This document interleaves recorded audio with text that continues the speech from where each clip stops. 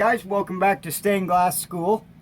Today we're going to continue on with the piece dove, and just wanted to show you we got all that glass cut out yesterday, looking really nice.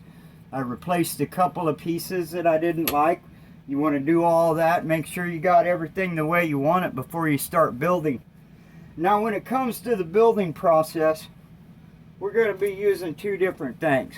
We're going to be using zinc C-channel border for the edges, and you want to lay those down on your pattern and get those cut to the approximate length. They don't have to be perfect because you can trim those off at the end when we're done. But from here on out, that's about your last relaxing, don't worry too much about it kind of a thing. Because what we're going to do, you got your border metal laid onto your workboard. Your workboard's nice and square.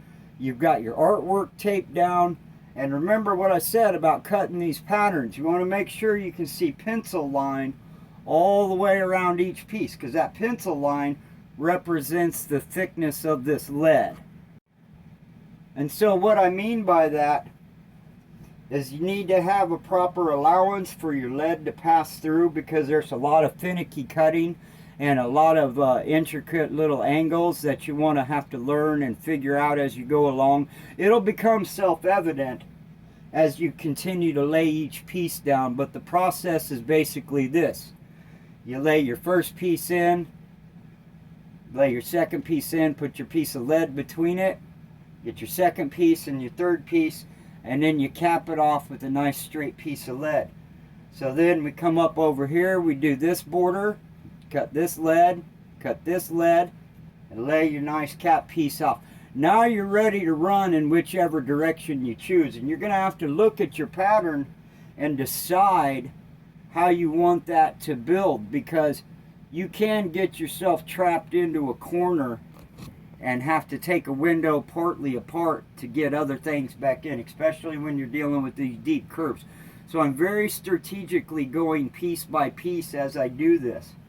Now, the things I use to cut the lead, this is an old school lead cutting tool. It's a really sharp German knife, but I really just use it to bang these nails in.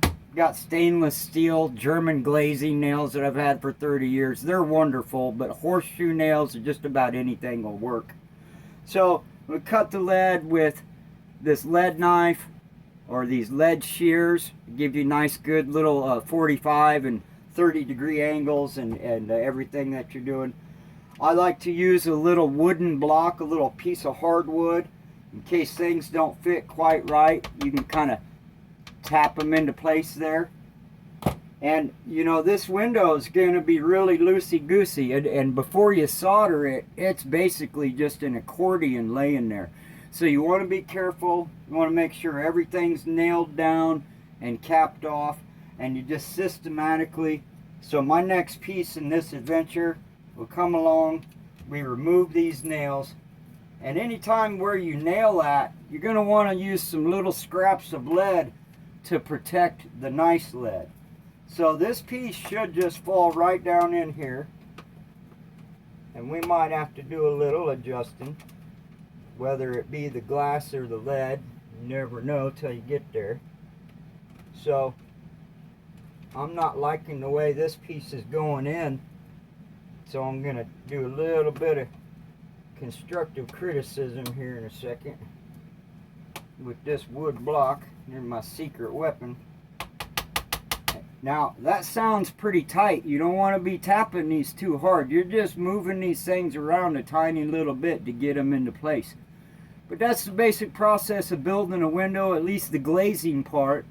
The soldering and the weatherproofing comes later, but this is just a repetitive process. You'll just keep repeating this.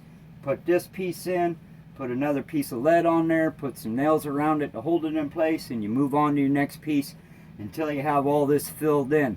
When you get all this filled in, when I'm done with this, we'll come back and tell you what the next step is. So thanks for joining me again today. I hope you're all having a good time learning stained glass. I'm having a good time showing it and teaching it and staying busy.